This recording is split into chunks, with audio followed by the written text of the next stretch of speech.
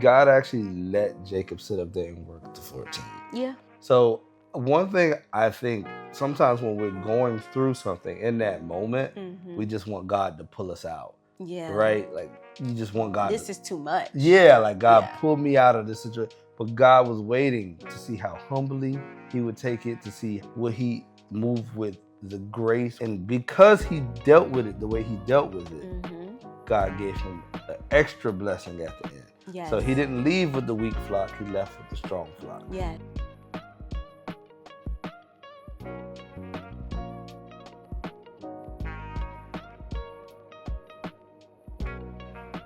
Welcome back to the Carey Podcast. Yes. We are your hosts. I'm Donovan Carey, and this is my lovely wife. Hey guys. Tierra.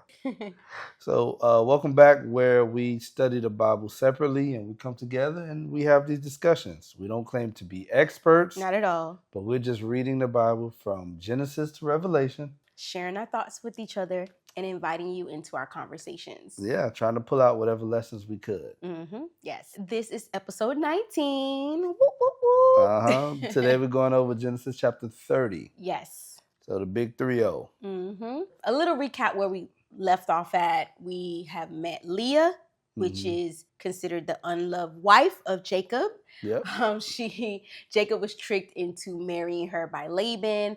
And the last thing we know of, she had 4 sons, and then she stopped having kids. Just adding to your thing. So right now we have Jacob. He has 2 wives and both of their handmaids. And I want to make that distinction at this point. And then he has 4 sons, all from Leah. Right? Which is the wife that is not as beautiful. Yes. As Rachel. I had fun reading this one. This one was interesting. Yeah. I would say this one read very just drama. This could have been a TV show in itself. And it's so crazy because, and I say this all the time, but you really don't expect this out of the Bible. But it's just like... Yeah, where were these stories? I don't know. Growing up, it just you don't seemed really like hear they were... about it. No. And I just think... I'm sorry to cut you off. I just think that, in the church, they don't really talk about these stories because it's kind of hard to talk about these stories. Yeah. Like, how do you explain... Yeah. Well, Leah's situation and Rachel, like, how do you talk about that for real? So, even if we just judging about some of the comments we get, it's always, all right, where do you stand on each point, right? Like, I know sometimes we'll talk about a specific person, say, hey, we think this person did this thing wrong, this thing right, but some people see it as, all right, this person's chosen by God, so everything they do is right. And so when you look at specifically the story of Abraham, Isaac, and Jacob, it is really tricky. I can see why pastors steer clear of it. We're not going to, because obviously we're going chapter by chapter. And I think this is really the discussions that need to be had. Yes. So that we could all look at it and avoid these pitfalls. Yeah, I think that's why God made a point to put it in the Bible so that we can learn from it and to show that, no one's perfect, right? And God understands that, right? We're seeing that he is choosing unperfect people to fulfill his will here. Absolutely. So, but we strive, right? We strive to be righteous. We strive to be at least like Jesus, right? To walk close to him. But we're going to fall. That just comes with life, right? When things get thrown at us. But the whole goal is to just get back up. And I think that's what shows the perfectness of Jesus. Yes. Right? Because you're kind of reading through this entire Old Testament. We haven't gotten into everybody yet. We're still at the beginning. But we're going to see a little bit of the good and the bad of everybody. And that's pretty cool. I would say that's not what I expected. I'll be honest. We kind of grow up and we hear the good parts of everybody when you're in Sunday school and when you're in church or when someone's talking about the Noahs and the Daniels and all of these people. But we don't hear about the struggles that they went through. And I think just reading it, it's a lot more relatable. I was just thinking that it makes it very relatable and it just makes you feel like, okay, I'm not this terrible person.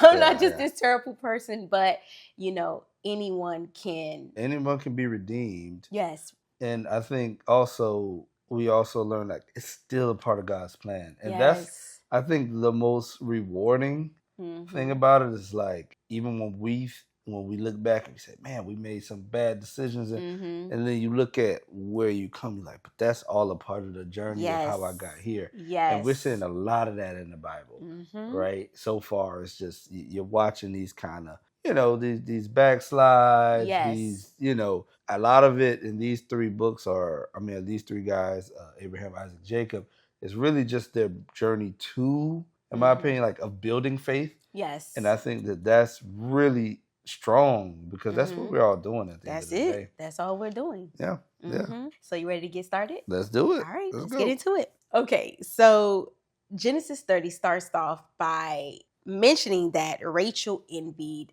Leah, right? Yeah. And at this point, we know that Leah has 4 sons, right? We have Reuben, Simeon, if that's how you pronounce it, Levi, and Judah, right? Yep. And Rachel is barren at this moment. So, of course, she is envious of Leah at this moment. It was crazy to me, and I know that I'm already about to get off topic a little bit, but... Not even one verse in. Not just one verse in, but immediately my mind just went to something. But it's crazy to me because we have one sister that's wanting what the other sister have, and the other sister is wanting what the other sister have, right? They want what each other have. Right. So we have Leah. In my notes too. Exactly. Yeah. So we have Leah who is able to have children, and she is wanting Jacob. Love. Yeah. She want to be loved by her husband. Exactly. Yeah. And you have Rachel who is loved by her husband, who is wanting children. And it just reminds me of just like, in today's time where we have social media, everyone is just like, I don't want to say everyone, but a good bit of people are just kind of looking at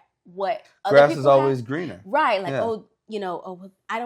I'm not married yet, and this person have marriage, or I don't have, I don't have that career, right? Yep. And whatever the situation may be, it's easy to get caught up in that in social media days. Sometimes while we're looking to the left or the right, sometimes we forget the blessings that we're in, the blessings that we have that other people may be praying for. Let's just even go down to the simple things, right? If you have a roof over your head, right? If you have good health, right? You made it home safely. Things that you don't really think about because you're so focused on the things you don't have. I will say too, like, since coming back to the faith, I've been particularly focused on trying to appreciate what I have. Yes. And I've realized it's provided me a lot more peace. Right? So like even, and I mean, you've been here, like even in the worst of times or the most unstable of times, just like looking around and saying, okay, but I do have this. Yes. Right. And I mean, you're there in our nighttime prayers, I'm praying, thanking God. Like the most things that most people are probably just like, it should be a given, right? Like I woke up today, thanking him for the 24 hours that we got today. Yeah. And, simple things like that, but it brings peace. It brings a perspective too, right? Like when you start to thank God for even the small things, and you realize how long that list is, it brings a perspective. It does. Like, it's actually not that bad. Yeah. Like, things are rough. Things are maybe tight or things career going crazy. Or like dramas happening, whatever it is. But like just when you're thanking God for that stuff, it kind of brings a little bit of a peace of mind. And I think that also helps you kind of overcome some of that other stuff that you're dealing with. So I think that's a big one. I'm going to let you finish your part and then I'll talk about what I thought. I was just going to say that the easiest way to kind of avoid looking left to the right is just look forward and focus on Jesus, focus on God. And this actually brought me to the story of Peter and Jesus. They was having a conversation. This is in John 21, where Jesus had just finished talking to Peter about the death that Peter will endure later. And then Jesus tells him to follow me. He said, follow me. And after that, Peter turns around and he looks at the disciple that Jesus loved. And he's like, well, what about him? And then Jesus says to him, if I want him to remain alive until I return, what is it that to you? As for you, follow me. And basically, Jesus was high-key rebuking him. Like, why are you focused on him? I asked you to follow me. Yeah. Why are you I told you to do this. What that got to do with him? Why are you looking at someone else's journey? Yeah. Right? Yeah. I have a plan for them, just like I have a plan for you. The whole point I'm just trying to make with this is we all have a purpose that we're serving. God has us in a season for a reason. Just like Peter, right? His purpose was to grow the church, right? We talked about this in the previous episode. Yeah. just like the disciple that was loved that he was worried about, right? It's mentioned in this is John 21:24. It said the disciple that Jesus loved is the one who testified to the events in John. Scholars do believe that the disciple that they're referring to is John. So he's the one that was able to testify and write this. And Jesus wanted him to live longer, so he could do this. Yeah, John is one of the 4 Gospels, right? Right. So God had a purpose he had for a plan him. for John. But Peter was looking at his journey like, well, what about him? Yeah. But no, I have a purpose for him.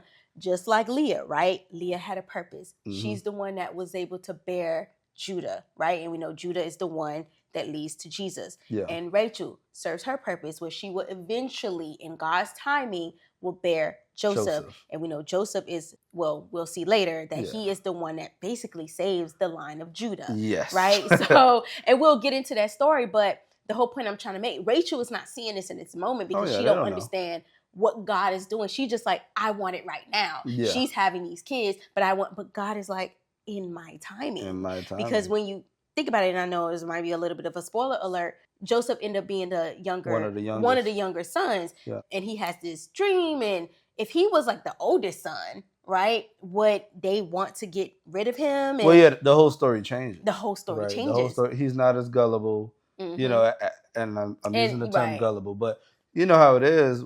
Well, you may not. I don't know. When you have siblings, you kind of hold on to what your older siblings say more.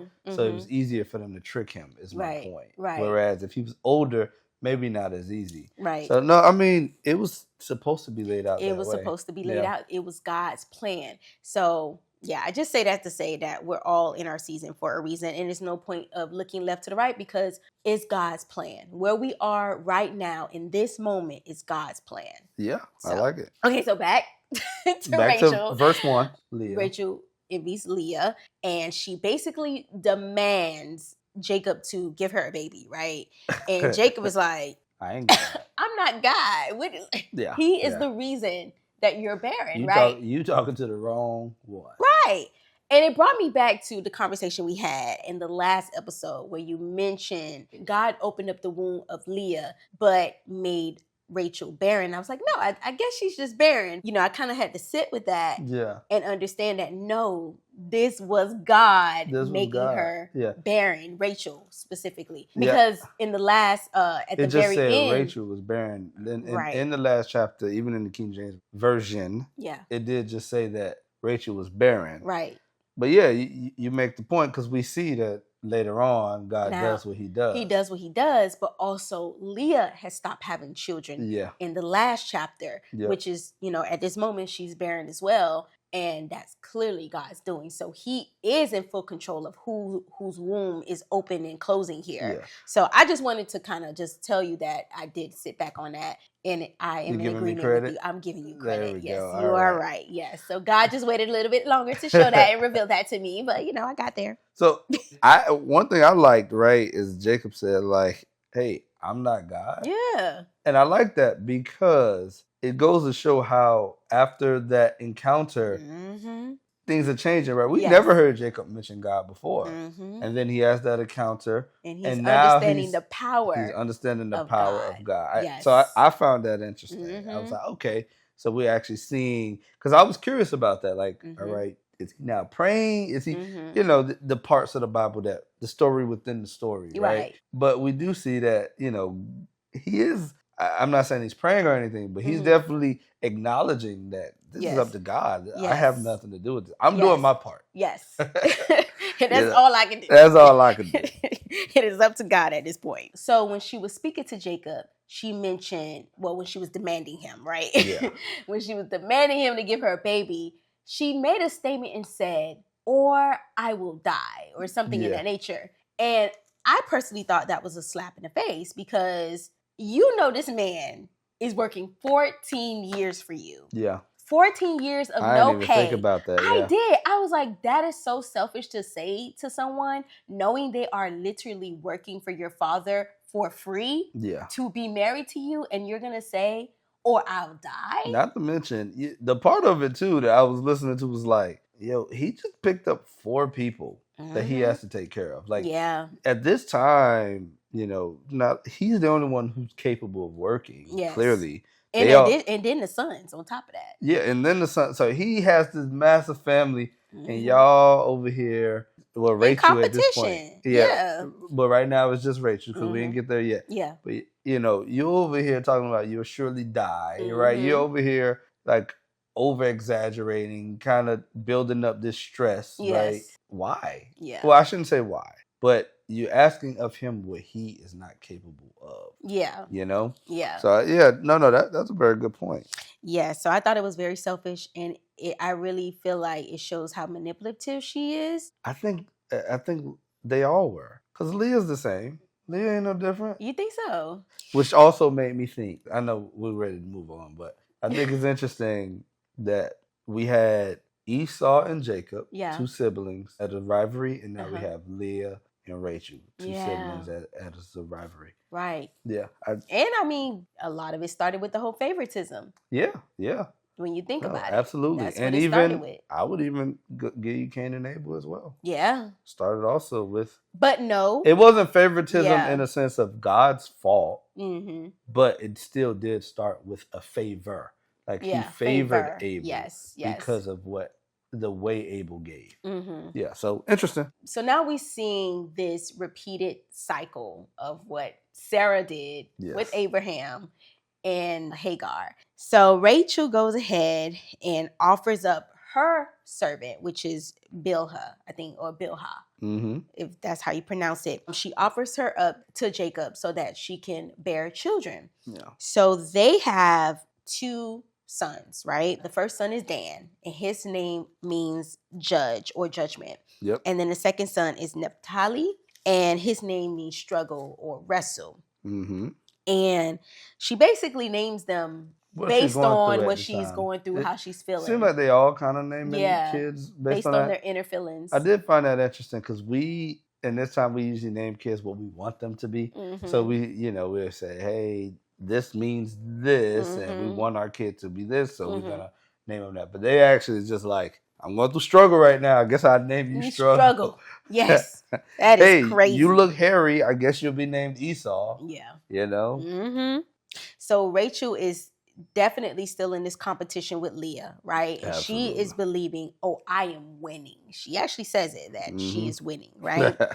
Which is crazy. I don't even understand how she felt like she was winning. That goes to show how much Jacob loved her over Leah. I think it really was because Leah did stop having kids, so now new babies. Now she's the one, even though she's not the one that's actively having the child. Yeah, but they counted as her baby. But she counted as her baby. So she is having these babies, and Leah has stopped having babies. Yeah. So she is seeing it as, I am winning in this moment.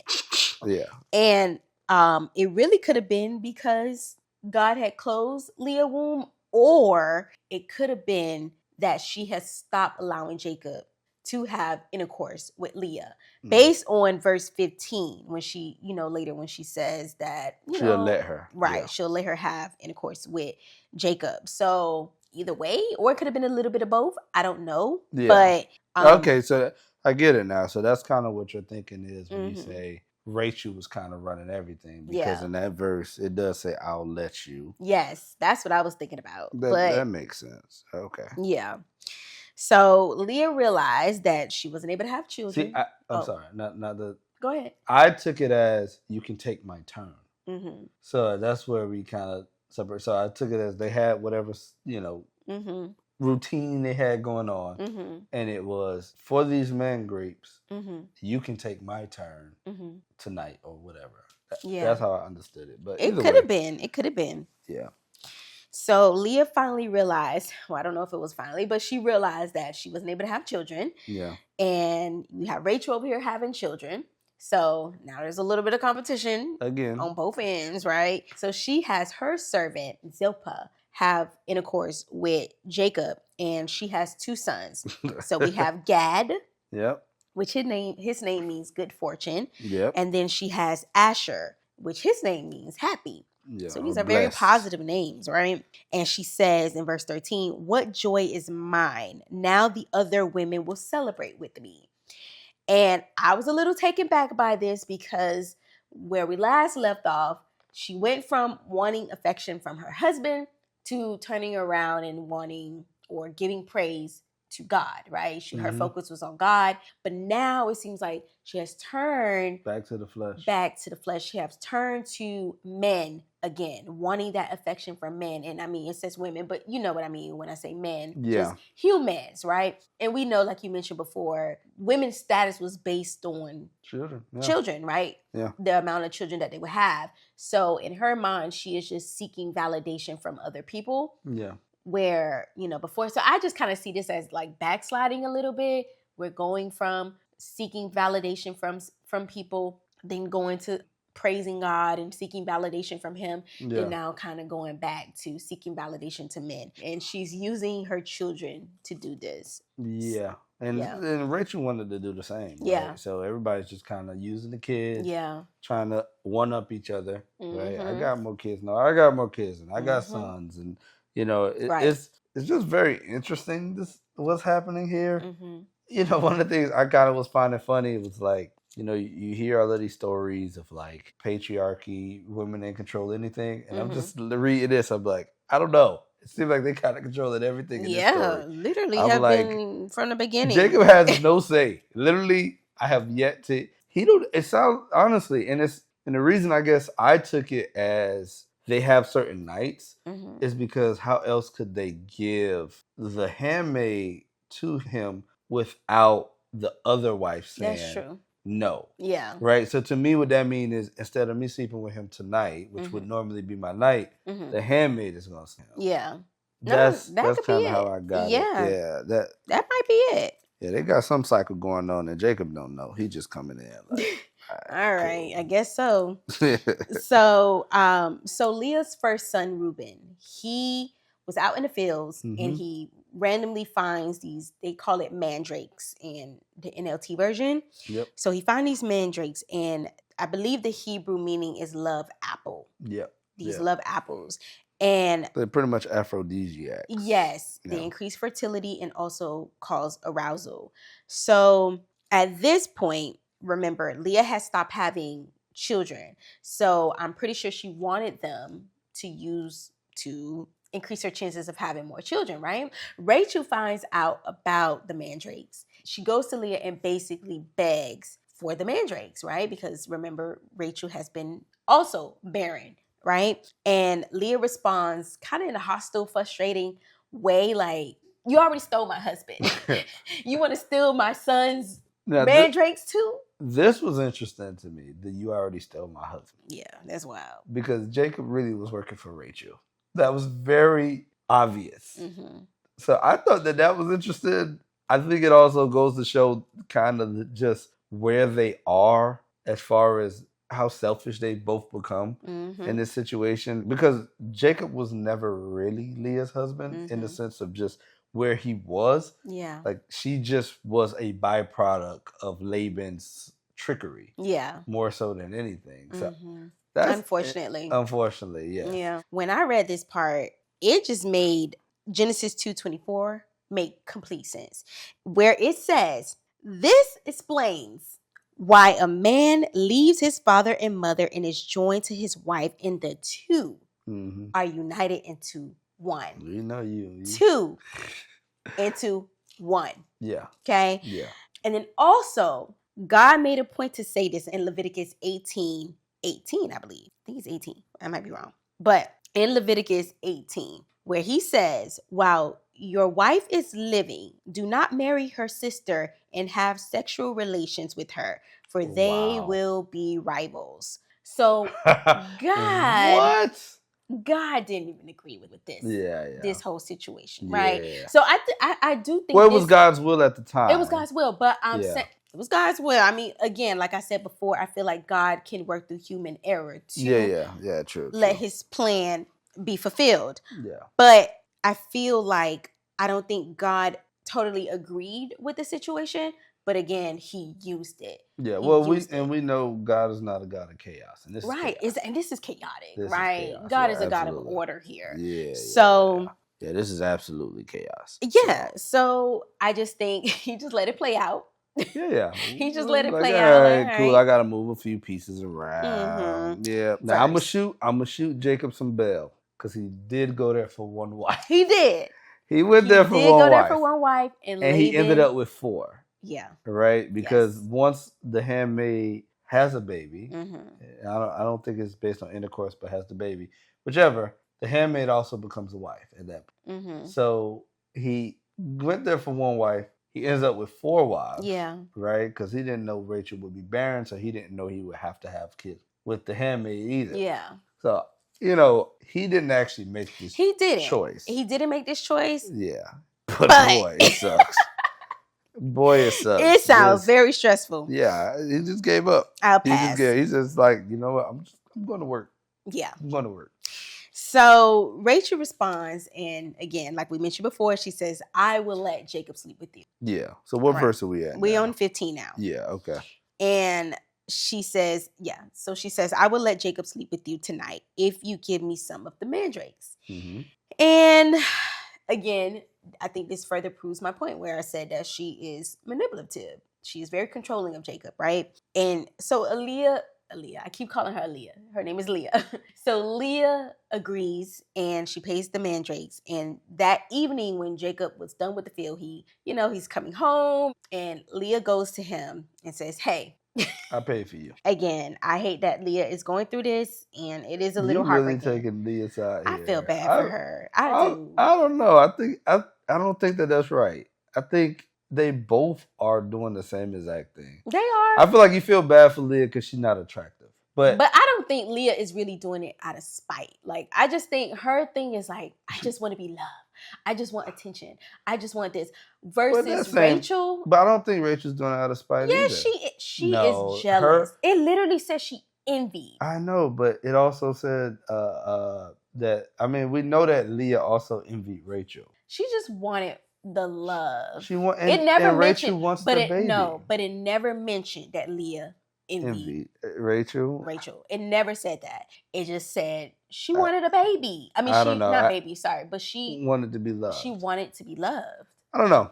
I guess I don't see it that way. Like she's like the victim in this thing. I think, number one, I go back to she wasn't really supposed to be Jacob's wife to begin with. Yeah, but she also didn't ask for it. That's true. That's true. Fair enough. Mm-hmm. But I'm saying, so I think that's one thing. And I think they both are kind of doing this thing. They're both playing the same game. This is just the way I read it. They're both playing the same game. Like, she's like, "Hey, you want these mandrakes? She didn't give it to her out of the niceness of her heart. She's like, was frustrated. "You're gonna get." Yeah, but I'm saying you can't give the frustration to one side and not the other side. The other side just is frustrated. Okay. You can't do that. Rachel frustrated too. I just feel bad because Leah didn't. She's easier to feel bad for because she's not as attractive. Let's just call it what it is. No, that's not why. Babe, that's it. No, it's not. Babe, think about it. All right, it's because she actively did not ask to be in. But neither did Rachel. Rachel, as far as she knew, she left the well thinking that Jacob gonna come and make her his wife. It's Laban who made this decision. So Rachel never thought she would have to assist her literal sister wife. She didn't think that either. Yeah. That's what I'm saying. Like, Laban put both of them in this situation. Yeah. Or 3 of them in this situation. Mm-hmm. Right? And, I don't think one side is bad. I think they both are a little bit being transactional. They both are trying to get the upper hand on one another. Mm-hmm. Like I said, Leah already got 4 kids. But she want to have more. Yeah. It ain't for love. She want to have more kids. Because if it was about love, she wouldn't have gave her handmaid to it was about status, too. That's my point, though. That's my point, though. That is a direct response to Rachel, not Jacob's love. Because the fact that she gave her handmaid, that ain't about love. That ain't about feeling loved. That's about, I need to keep my status. Yeah. I'm the first wife, right? And cool. What she should have did, if it was really in grace and she was doing the godly thing, she would just gave it a mandrake. Yeah. Hey, I already got 6 kids. Yeah. Right? Like I got 4 of my own. Yeah. Plus 2 from Zilpah. Mm-hmm. You only got 2 and none of them yours. Yeah. Here goes the mandrake. Right? Yeah. But once again, she been transactional and so is Rachel. They both are being they're being nasty. Agree. And also I think a big piece of this too is like they're actually siblings as well, which is why God had to say in Leviticus, like, don't do this. Yeah. Because even if I think they were not siblings, I don't think it'll be as bad. I think this is horrible because they are also siblings. Yeah. So they probably have been compared to each other and pit against each other for a long time. Yeah. You know, and you know, I think we're really looking at the same story that we saw with Esau and Jacob. Yeah. It seems like that to me. Yeah. Like, but we just didn't get the backstory. But I'm pretty sure it seems like it. Yeah. You know? No, I agree. So we know that Leah gives Rachel the mandrakes. She goes to Jacob and they have intercourse, right? So Leah begins to have children. So she has Issachar, and his name means reward. And then she has Zebulun, which his name means dwelling. And then she also has a daughter named Dinah. Mind you, all of this happened while Rachel is still barren, but Rachel is the one that has the mandrakes. Yeah. Leah doesn't have the mandrakes. And I feel like God did this to show that it's not up to these mandrakes. Yeah. It's not the mandrakes that are making it's not the mandrakes that are making y'all fertilehood. It is a good point. That's opening, closing these wombs. That's a good point, because God also, it did specifically say when Rachel did have kids, God opened her womb. God that actually makes a good opened point. Up her womb. Yeah, I mean, it goes back to the original question that I think we would never really get the answer to is, all right, is every little decision we made already planned, or is God maneuvering around the decisions we make so that his will continues to play out? I think that's just a question that we won't know. I don't know. I'm leaning towards God maneuvering because that's just the way it seems to me. Yeah, I think a lot of it's coming from he's choosing people who are ungodly, at least at the beginning. They're usually gaining faith, but the ungodly, at least at the beginning, as we understand it. So yeah, I mean, to me, it does appear like we have this free will. And because it just kind of reminds me of Abraham when he left the promised land during the famine and went to Egypt, and God had to do what he had to do to save him and Sarah and to lead them back. Like, I don't think God really wanted him to go to Egypt for real. But see, that's one way to look at it. But then we also have to realize, like, the concept of time don't exist to God. Right? Like, God is infinite. There is no time. Yeah, So the reason I say that is, if you know the outcome of the end at the beginning, then you maybe say, hey, go to Egypt. Because Egypt, I need you to go to Egypt so that you can learn this lesson. Right? Like, without going to Egypt, they don't realize, I mean, that's a big piece of Abraham learning how much God is protecting him. And some of the stuff that's going on, right? Like, yeah, but mind you, he could have still learned that lesson in the land of Canaan because he was surrounded around. He learned it again with Abimelech. Same exact thing happened in the land of Canaan. But he didn't have to go to Egypt. No, he needed that lesson twice. He could have went somewhere else in the land of Canaan. You get what I'm saying? Like, I mean, I don't disagree with you. Yes. So I was just showing the alternative view because I'm not disagreeing with you. I truly am undecided on it. I don't know, and it's not really. It don't really matter. Too. It's not that important. I'm just leaning a little bit, but we still have a lot of learning to do, and I am a lot of Bible to read and of that. Yeah. So well, and even after you read it, you know, I don't know. I got books that I'm excited to get back to. Yeah, because I know so much more about the Bible than I knew when I read them. Let's say, like, the first book I read was Proverbs, right? Yeah. So yeah. But I read multiple books after Proverbs, but it was too far apart for me to kind of make some of those connections to Proverbs. Yeah. And now we started from scratch. So I think when we get to Proverbs again, hopefully it's not too far. But when we get to Proverbs again, got some ways. It's going to be like, all right, boom, boom, boom, boom, boom. Yeah. I'm going to be able to make those connections because it's all connected. It truly is. Yeah, it is. Yeah. All right. We're going to get through the story. We will. Bear with us, y'all. If you like the content, like, share, subscribe. Yes. In God's timing, he opened up Rachel's womb and she has a son, which we mentioned before plays a very important part in the Lord's plan, right? And her response to her first child says a lot to me, right? You got a thing out for Rachel. What's up? I do, because what she said. She says, God has removed my disgrace and names him Joseph, which his name means may he add. And you wanted a child so bad. Now I need another one. That you couldn't even be happy in the moment to say, oh, God has blessed me with my son or something. May he add? Yeah, I saw that too. That's wild. I thought that was kind of weird to me too. I was like, okay, you ain't happy for your first? No, she was just in straight competition with Leah. I need more children. I need to be on a higher status than Leah. It also says a lot about just her personality because her son's names are just so negative. Yeah. Like, yeah. Judgment, struggle, wrestle, may he add, which is complete opposite of Leah, where you have happy and dwelling and praise and all of that, right? It's just kind of says a lot about the inner them. I think that's why I'm like leaning towards Leah, because I just feel like it says a lot about their personality. I could get that point. I could get that point of just the way that they view children, right? That showing that Leah sees her children as a blessing. Yes. Whereas Rachel sees her children as a tool. Yes. Right? Yes. Okay, fair enough. I give you that. I still think they both got a little bit to blame in it, but I'm not going to disagree with that. But I get your point, though. I could get your point, especially based on the names. Yeah. Right. I never even really. I didn't realize some was negative. I did not think about it in terms of. I guess I never separated that Leah's was positive. Yes. Yeah. Yes. So that whole time I was just like, she is negative, because how may he add your first child? Yeah, I saw that. I was like, well, at first I thought she was saying thank you, almost like a thank you for adding. But after I saw that she had a baby right after. No, she wanted more. Yeah. Yeah. So one thing before we move on that this kind of showed me, I know a little bit of the Joseph story. We know a little bit of the Joseph story. Yeah. And it made sense then, because I know that Jacob favors Joseph.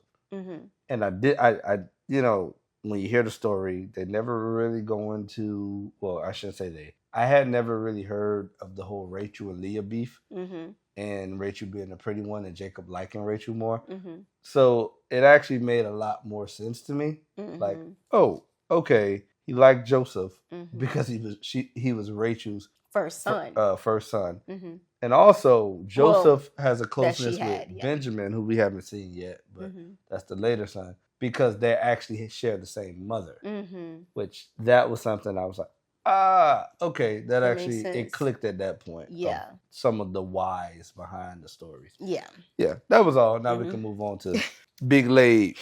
Yes, so Jacob officially gets to a point where he finished his 14 years, right?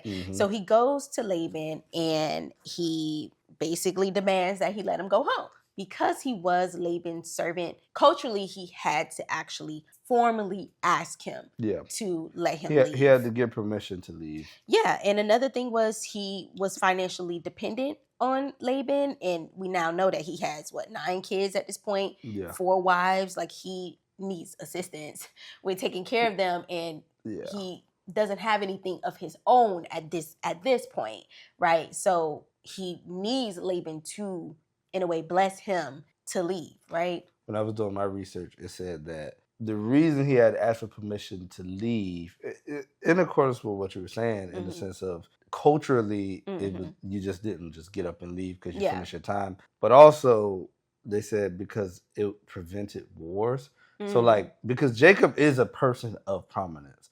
He has his own people. I know he doesn't own it yet. Yeah. But he does have, like, if he does just leave and Laban creates an issue, it literally can cause Laban and Isaac to go to war. Like that's what I read in my research. Yeah. So I was like, okay. That makes sense. Yeah, it makes sense. So Laban knew that the Lord has been blessing him because of Jacob, right? Yeah. So he was not ready for Jacob to leave. I think he figured it out the first time, by the way. Remember when he was just there for a month? Yeah. And he was asking him, like, hey, what can I pay you? Yeah. I think he started to see it then. Like, oh, wait a minute. Things are changing around here. Yeah. Right? Because I remember we talked about him being a good worker. But now I'm like, well, we might have taken credit away from God, because it seemed like God is just blessing him. Yeah. Not necessarily that he's this great worker. Yeah. And Jacob knows it too. Yeah, he knows. So in the New King James Version, it mentions that he says, please stay, then proceeds to negotiate with Jacob with, what can I pay you, right? What wages would you want? Kind of back to the original question, like you said, that got him in this situation in the first place, right? Yeah. But this time, I feel like in my opinion, Jacob handles it a lot different. It seems like he has learned from the last time. Well, I think he completed his task because he was there to find a wife. Yeah. He got 4 now. Yeah. He got 4. He got 9 children. Now, all right, I want to build my own home. Yeah. Right. That's when I was reading. I'm like, okay, he finished what he came there for. Yeah. And I think that's even a little bit of a lesson there, right? Where do what you need to do, but when you finish the task, don't be afraid to move on because, sometimes people keep you back. They'll delay you. Yeah. Is he in Haran? Yeah, he's in Haran. Okay. Which means delay. So he was delayed because he was supposed to be there 7 years, right? Because I know you were touching on this last time. Yeah. But I don't know if you remember to bring it home. I didn't. So he came there for 7 years to work for Rachel. Yes. And then Laban pulled the okie doke on him in Haran, which means delayed. He ends up there for 14 years. Yes. And now Laban is trying again. Laban's like, all right, my life is getting very good. I'm becoming a very wealthy man because of you. Yep. What you think about staying a little bit longer? Right. Big. No, he was going to try to trick him again. But I do believe, I believe what you said as well. I think that you made a very good point. I just feel like Jacob is more mature at this point. Yeah. And he's like, I'm cool. Straight. Yeah. Learned that lesson. Exactly. So he does make this. And I'm tired of your daughters. That part. So he does make this unusual proposal, right? He requests to have basically a small portion of Laban's flock here. And he requested only goats and sheep that were speckled or spotted or black sheep, right?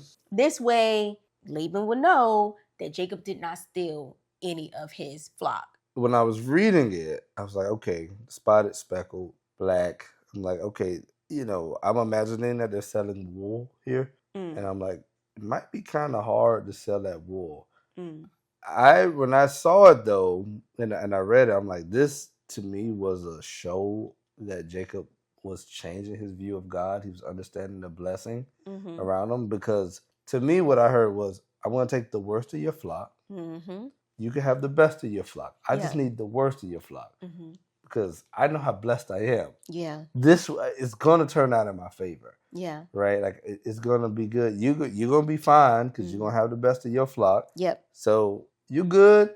I'm going to kind of get the weak, measly ones, but I'm cool. I'll be all right. And you know what? I agree with you.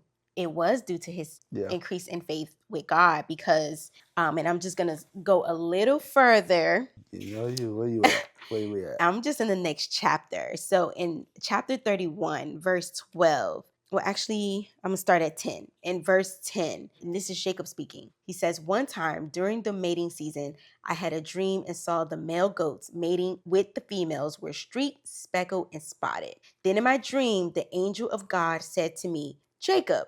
And I replied, yes, I am here. The angel said, look up and you will see that only the streaked, speckled, and spotted males are mating with the females of your flock. For I have seen how Laban has treated you. I am God who appeared to you at Bethel, the place where you anointed the pillar of stone and made your vow to me. Now get ready and leave this country and return to the land of your birth. Wow. So I don't want to break that down too much because we got to talk about it next time. But that is definitely proof. It's proof that he has stronger faith and God is talking to him. Yes. Absolutely. Okay. Yes. I like the way they did that too, because it's like you read chapter 30 and you really don't know that God's talking to him like that. Yeah. I took it as more so blind faith. Yeah. Like, all right, I know God got me, but that's even more because this would be Jacob's second time talking to God. Yes. But we're going to get into that next time. Yes. For sure. The whole, I think that's interesting. Yeah. I think that, God gave him a word and he took it and ran with it. Literally. Yeah. Literally. Right. Yeah. So again, I agree. He was putting his full faith in God. So Laban agrees to this deal and he's like, okay. Because I'm sure in his mind, he's like, I got this. Right. Yeah. I'm just going to trick him again. Right. He a little foolish. Easy to fool. Right. Yeah.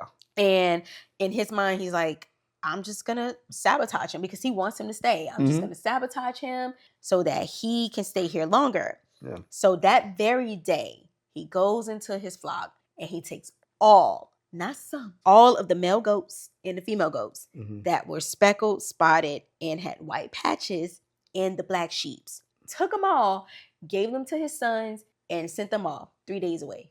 Jacob remained. He remained there with the flock. He was very humble, too. He remained humble. Yeah. But remember, he had that dream in his brain, so he's probably like, okay.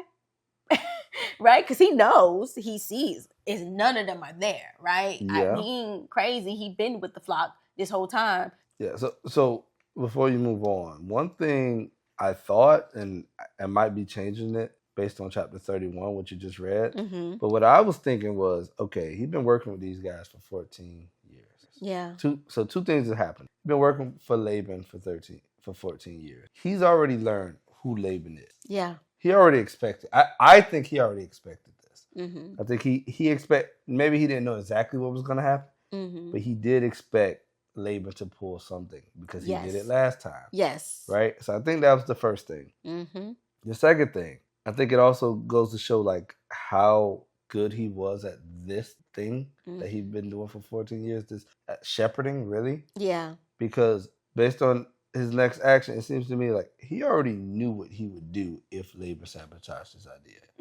I mean, his plan. Yeah. The reason I say I'm arguing, because maybe God told him exactly what to do. I don't know yet. But I think he already knew if Laban distracts this, I know how to make spotted, and I know how to do it. I think God just told him, just like that dream, I think he just told him that part. And then when Laban pulled the stunt he pulled, he like, okay, because apparently, and we can get into it. Let's just go ahead and get into it. Yeah. Let's go to the next part. So Jacob takes these tree branches, one that was a green poplar, almond, and chestnut trees, right? And he streaks them and creating these stripes on them. And he put these branches inside of the animals.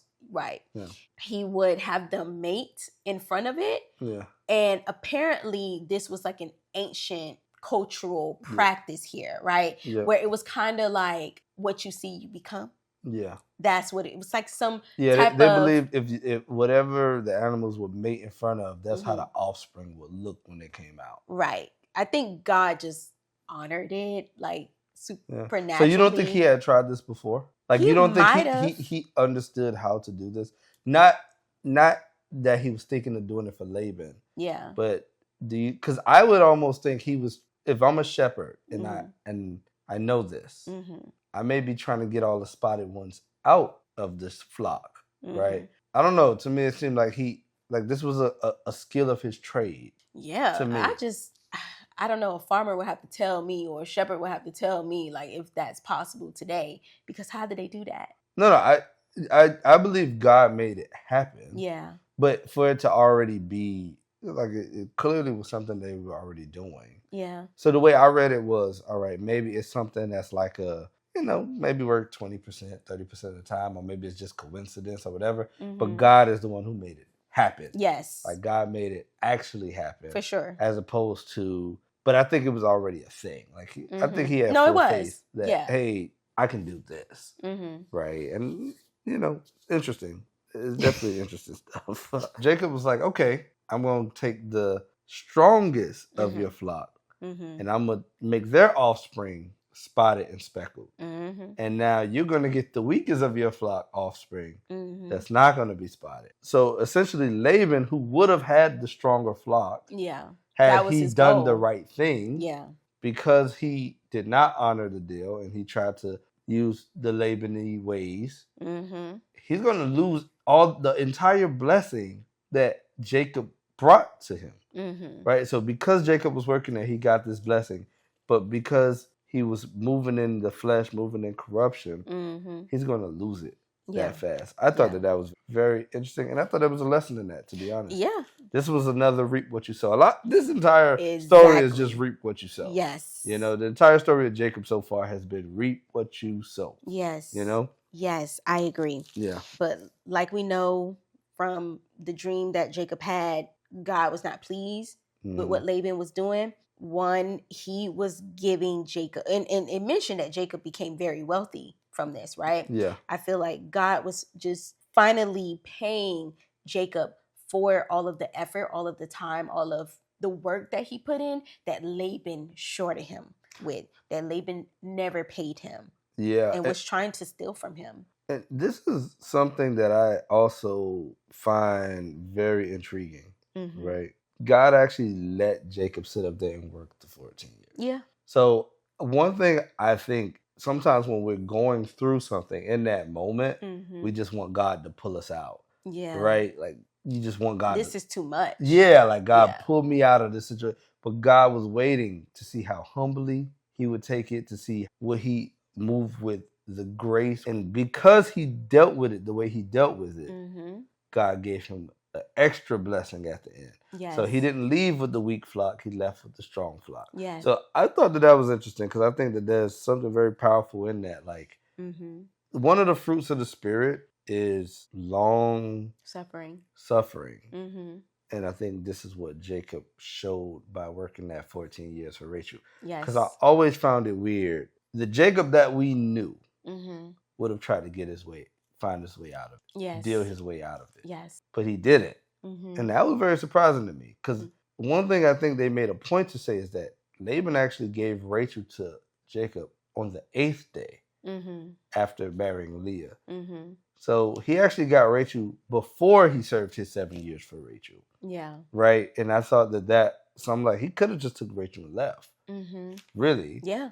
But he did the honorable thing and he said he was going to do it and he worked the full time. Yes. Right? And so that's kind of cool. I thought that was like... No, I agree. I think the one thing that I pulled from God is that he is a fair God. He's a just God. I mean, we're seeing that with the sisters, right? I feel like he might have been the only fair one in this situation. Yeah, absolutely. When it came to Leah and Rachel. And then also he was fair with Jacob. Even though he had his flaws, Jacob made up for it. And he made sure to pay him for it, right? Yeah.